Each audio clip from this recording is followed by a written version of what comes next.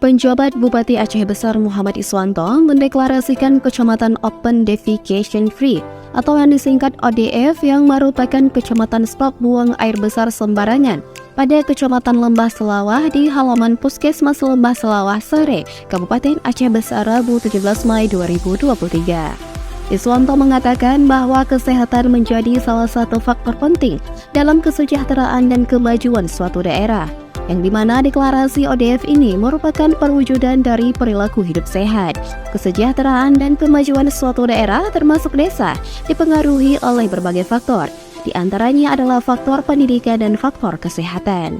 Menurut Iswanto, faktor kesehatan tidak terlepas dari perilaku hidup sehat masyarakat, di antaranya dengan mendeklarasikan diri bahwa masyarakat Lembah Selawah akan menjaga kesehatan dengan tidak buang air besar sembarangan, karena bukan hanya merugikan diri sendiri, tapi juga masyarakat sekitar.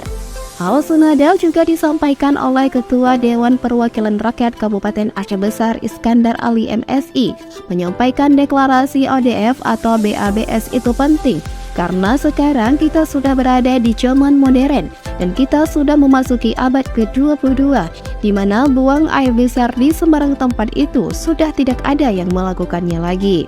Oleh karena itu, Iskandar Ali berharap agar ke depan di Aceh Besar tidak ada lagi yang BABS di sembarang tempat, sehingga terciptanya lingkungan yang sehat dan bersih, serta akan mewujudkan generasi Aceh Besar yang maju.